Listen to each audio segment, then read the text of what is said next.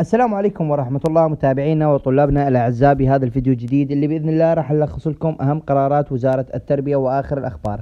حيث أعلنت محافظة الديوانية بتعطيل الدوام الرسمي يوم غد الاثنين في جميع الدوائر والمؤسسات بسبب الأمطار باستثناء الأمنية والخدمية والصحية وديوان المحافظة.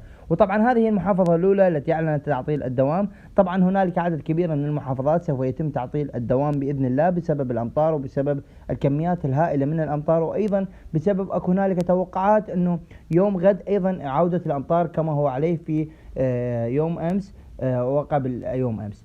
وبإذن الله في حال وردتنا أخبار بشأن تعطيل الدوام سيتم إبلاغكم بإذن الله.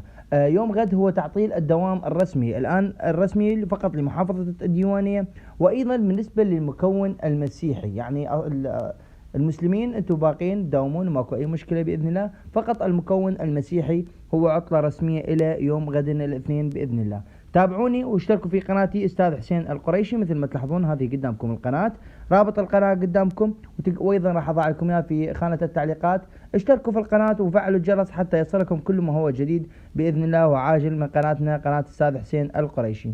اما بالنسبه لمتابعينا وطلابنا الاعزاء اللي جاي تسال بخصوص الامتحانات والجدول شو وقت راح ينعلن باذن الله خلال هذا الاسبوع، اذا ما كان هنالك طارئ في هذا الاسبوع سيتم الاعلان عن جميع التفاصيل المتعلقه بالجدول الخاص بالثالث متوسط والسادس ابتدائي، وايضا بالنسبه للسادس الاعدادي المتعلق بالخارجي باذن الله. كان معكم الاستاذ حسين القريشي لنقل لكم اهم واخر الاخبار.